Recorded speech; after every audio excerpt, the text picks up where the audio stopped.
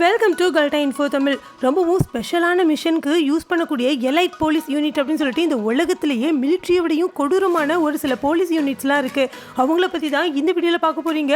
இந்த வீடியோ ரொம்பவே இன்ட்ரெஸ்டிங்காக இருக்கும், அதனால் ஸ்கிப் பண்ணாமல் முழுசாக பாருங்கள். இன்றைக்கான வீடியோட கொஸ்டின் என்ன அப்படின்னா, நம்மளுடைய டிஎன் போலீஸ் இருக்காங்கல்ல, அவங்க உங்களுடைய கண் எதிர்க்கவே ஏதாவது நல்ல விஷயங்கள் செஞ்சுருப்பாங்கல்ல, அது என்ன அப்படின்னு மறக்காமல் கமெண்ட்டில் சொல்லுங்கள். வீடியோக்குள்ளே போகிறதுக்கு முன்னாடி இந்த வீடியோ லைக் பண்ணி என்னோட சேனலையும் சப்ஸ்கிரைப் பண்ணிங்க அப்படின்னா எனக்கு அடுத்தடுத்த வீடியோ பண்ணுறதுக்கான என்கரேஜ்மெண்ட்டாக இருக்கும்.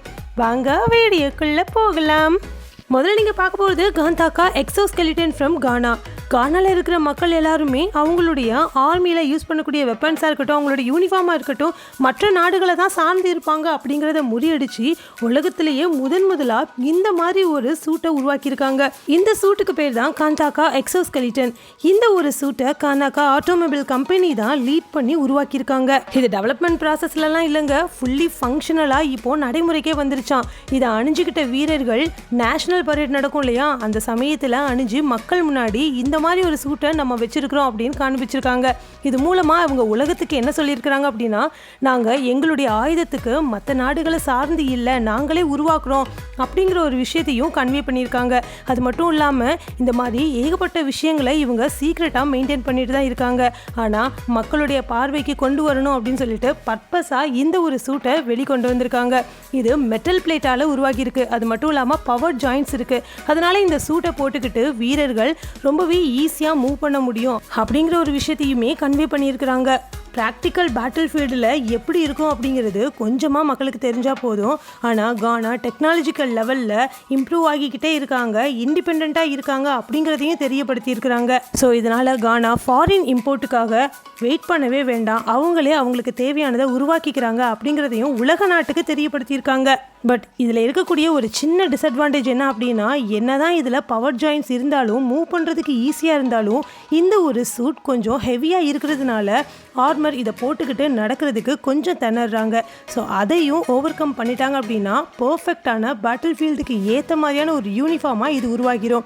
மெட்டல் பிளேட்ஸ் இருக்கிறதுனால நிறைய புல்லட்டில் இருந்து இது பாதுகாக்கும். முக்கியமான வைட்டல் ஆர்கன்ஸ்லாம் இருக்கும் இல்லையா, அது எல்லாத்தையும் பாதுகாக்கிற மாதிரி தான் இந்த ஒரு யூனிஃபார்மையே உருவாக்கியிருக்காங்க. அண்ட் ஆல்சோ இந்த ஒரு சூட் தான் ஃபர்ஸ்ட் ஆஃப்ரிக்கன் பவர்ட் சூட் அப்படின்னு பேர் வாங்கியிருக்கான். அடுத்ததான் நீங்கள் பார்க்க போகிறது சாமுராய் ஓ யோரோய் டீமன் ஆர்மர். இந்த ஒரு சாமுராய் யூனிஃபார்மை நீங்கள் நிச்சயமாக பார்த்துருப்பீங்க. சாமுராய் அப்படிங்கிற ஒரு வாரியரை பற்றி நீங்கள் நிறைய புத்தகத்தில் படிச்சிருப்பீங்க, நிறையவே கேள்விப்பட்டிருப்பீங்க. அப்படிப்பட்ட சாமுராய் யூஸ் பண்ணக்கூடிய ஒரு முக்கியமான ஒரு சூட் அப்படின்னா இதை தான் சொல்கிறாங்க. இது பார்க்குறதுக்கே ரொம்பவும் பயங்கரமாக இருக்கும். இதனால் சைக்காலஜிக்கலாக அட்டாக் பண்ணுறதுக்கு இது ஏற்ற சூட்டாக இருக்கும் அப்படிங்கிறதுக்காக தான் இந்த மாதிரி உருவாக்கியிருக்காங்க. அதாவது எதிர நம்மளை அடிக்கிறதுக்காக வர எனிமீஸ் இருப்பாங்க இல்லையா, அவங்கள முதல்ல சைக்காலஜிக்கலாக அஃபெக்ட் பண்ணுறதுக்கு தான் இந்த ஒரு டேமன் சூட்டாங்க. இந்த ஒரு சூட்டை பார்த்தீங்க அப்படின்னா ரொம்பவும் கொடூரமான மாஸ்க், கொம்பு இதெல்லாம் வச்சு பார்க்குறதுக்கே பயங்கரமாக இருக்கும். எதிரில் நம்மளை தாக்க வர எனிமீஸ் இருப்பாங்க இல்லையா, அவங்க முதல்ல இதை பார்த்து பயப்படுவாங்க. இதை மனுஷங்களாக நினைக்காம ஏதோ ஒரு பூதம் பேய் அப்படின்னு நினச்சி தான் ஃபஸ்ட்டு பயப்பட்டு அவங்க சைக்காலஜிக்கலாக அஃபெக்ட் ஆகி அதுக்கப்புறம் அவங்கள ஈஸியாக தோற்கடிக்கலாம் அப்படிங்கிறதுக்காக தான் இந்த மாதிரி ஒரு சூட்டை உருவாக்கியிருக்காங்க. இது முற்றிலுமாக லாக்யூட் அயன் அண்ட் லெதர் பிளேட்ஸ் மூலமாக உருவாக்கியிருக்காங்க. அது மட்டும் இல்லாமல் இது எல்லாத்தையும் கவர் பண்ணுறதுக்காக கலர்ஃபுல்லான சில்க் யூஸ் பண்ணியிருக்காங்க. ஷார்ப்பான வால் ஆரோஸ், அதாவது அம்புலாம் இருக்கு இல்லையா, அதில் இருந்து ப்ரொடெக்ட் பண்ணிக்கிறதுக்காக குதிரை மேலே இருந்து சண்டை போடுறதுக்காகவும் இந்த மாதிரி ஒரு சூட்டை உருவாக்கியிருக்காங்க. பார்க்குறதுக்கே ரொம்ப பயங்கரமாக இருக்குல்ல. இந்த டேமன் ஆர்மர் தான் இந்த உலகத்திலேயே மோஸ்ட் ஃபியர்சம் யூனிஃபார்ம் அப்படிங்கிற பேரும் வாங்கியிருக்காங்க. அடுத்ததான் நீங்கள் பார்க்க போகிறது ஃபயர் ஃபைட்டர் ப்ராக்சிமிட்டி சூட். வெளியிருந்து பார்க்குறதுக்கு ஒரு மாதிரி அலுமினியம் ஃபைல் மாதிரி தெரியுங்க. ஆக்சுவலாக இதை மெட்டாலிக் சூட் அப்படின்னு சொல்கிறாங்க. மெட்டல்ஸ் மூலமாக தான் இந்த ஒரு சூட்டை உருவாக்கியிருக்காங்க. இதை உருவாக்குனதுக்கான கோல் என்ன அப்படின்னா, எக்ஸ்ட்ரீமான ஹீட் அண்ட் எங்கேயாவது தீ எரிஞ்சுக்கிட்டு இருந்தது அப்படின்னா அதுக்குள்ளே போயிட்டு மனுஷங்களை காப்பாற்றுறதுக்காக தான் இந்த மாதிரி ஒரு சூட்டை ஃபயர் ஃபைட்டர் வீரர்களுக்காக உருவாக்கியிருக்காங்க. முக்கியமாக ஏர்க்ராஃப்ட் எங்கேயாவது ஃபயர் ஆகியிருக்கும், அது மட்டும் இல்லாமல் ஹெவியான இண்டஸ்ட்ரியல் பிளேசஸ்லாம் நடக்கும் இல்லையா, அந்த சமயத்தில் 90% ஆஃப் ரேடியன் ஹீட்லாம் இருக்கும். அது எல்லாத்தையும் வித்ஸ்டாண்ட் பண்ணி இந்த சூட் அதுக்குள்ளே இருக்கிற வீரர்களை ப்ரொடெக்ட் பண்ணுன்னு சொல்கிறாங்க. பல லேயர்களால் உருவான இந்த சூட்டில் வெளிப்புறத்தில் இருக்கக்கூடிய இந்த மெட்டாலிக் கோட் இருக்கு இல்லையா, அது ஹீட்டில் இருந்து ரெஃப்ளெக்ட் பண்ணி வீரர்களை காப்பாற்றும். அது மட்டும் இல்லாமல் உள்ளே இருக்கக்கூடிய நிறைய லேயர்ஸ் இருக்கும். அந்த சூட் அணிஞ்சிருக்கிற வீரர்களுடைய ஸ்கின் எரிஞ்சு போகாமல் பாதுகாக்குமா. அது மட்டும் இல்லாமல் உங்களுடைய ஹெல்மெட்டில் கண்கள் பார்க்கணும் அப்படிங்கிறதுக்காக அதுலேயும் ஒரு ப்ரொடெக்ஷன் கொடுத்துருக்காங்க. அந்த ஒரு ப்ரொடெக்ஷனுக்கு கோல்ட் கோட்டட் வைசர் ஷீல்ட்ஸை யூஸ் பண்ணியிருக்காங்க. இது மூலமாக கண்கள் பாதுகாக்கப்பட்டு எரியிற நெருப்புக்குள்ளே யாராவது மாட்டிக்கிட்டு இருந்தா கூட அவங்கள பார்க்குறதுக்கான ஒரு பவரை இது கொடுக்குதாங்க. இது கூடவே ரீஇன்ஃபோர்ஸ்ட் க்ளவுஸ் அண்ட் பூட்ஸும் வருது. இது ஆட் ஆன் ப்ரொடெக்ஷன் மாதிரி வீரர்களுக்கு கூடுதலான ஒரு பாதுகாப்பையும் கொடுக்குது. அது மட்டும் இல்லாமல் இந்த சூட்டை போட்டுக்கிட்டோம் அப்படின்னா ப்ரீத் பண்ணுறதுக்கும் அவ்வளோ கஷ்டம்லாம் இருக்காதாங்க. நிறைய எக்ஸ்ப்ளோஷன்ஸ் நடக்கும் இல்லையா, அப்படி நடக்கும்போது நிறைய கெமிக்கல் ஃபயர்ஸ்லாம் இருக்கும். அதை தாக்காமல் வீரர்களை பாதுகாக்கிறதுக்காகவும் இந்த ஒரு சூட் உதவிகரமாக இருக்கும். அதாவது முக்கியமாக டாக்ஸிக்கான ஸ்மோக்லாம் இருக்கும் இல்லையா, அதில் இருந்து இந்த சூட் வீரர்களை பாதுகாக்குதான். இந்த சூட் போட்டிருக்கிறவங்க உண்மையிலேயே ஒரு சூப்பர் ஹியூமன் தான். அடுத்ததான் நீங்கள் பார்க்க போகிறது இந்த உலகத்திலேயே மோஸ்ட் பவர்ஃபுல்லான ஒரு டீம் தாங்க.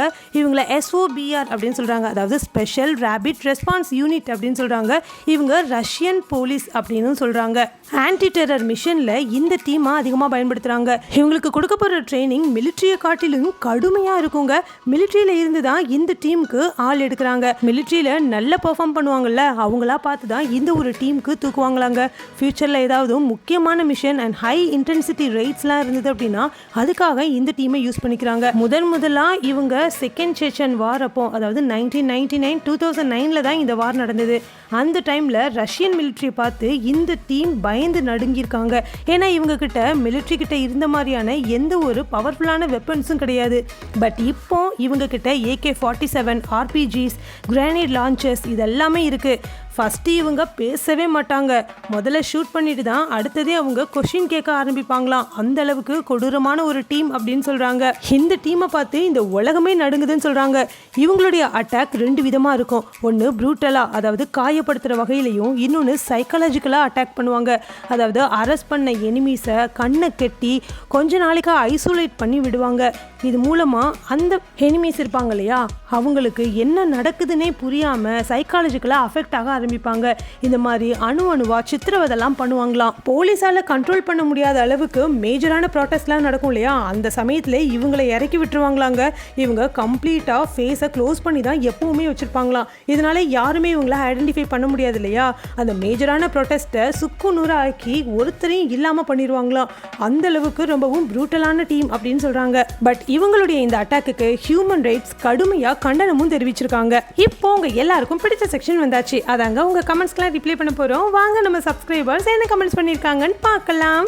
லாஸ்ட் வீடியோவில் ராஜ் என்ன கமெண்ட் பண்ணியிருந்தாங்க அப்படின்னா, அருமையான பதிவு சிஸ்டர் அப்படின்னு சொல்லியிருக்காங்க. தேங்க்யூ ஸோ மச்மா. இதே மாதிரி கண்டினியூஸாக வீடியோவை தினமும் பாருங்க. இதே மாதிரி உங்களுடைய கமெண்ட்டும் என்னோட வீடியோவில் இடம்பெறணும்னு நினச்சிங்கன்னா ஒவ்வொரு வீடியோலையும் நான் கேட்குற கேள்விக்கு நீங்கள் மறக்காமல் கமெண்ட்டில் போயிட்டு பதில் சொல்லணும். எந்த பதில் எனக்கு ரொம்ப பிடிச்சிருக்குதோ அந்த பதில் எடுத்து நான் என்னோட வீடியோவில் சொல்லுவேன். இந்த வீடியோ ரொம்ப பிடிச்சது அப்படின்னா இந்த வீடியோ லைக் பண்ணி உங்கள் ஃப்ரெண்ட்ஸ் அண்ட் ஃபேமிலிக்கும் ஷேர் பண்ணுங்கள். Thank you friends.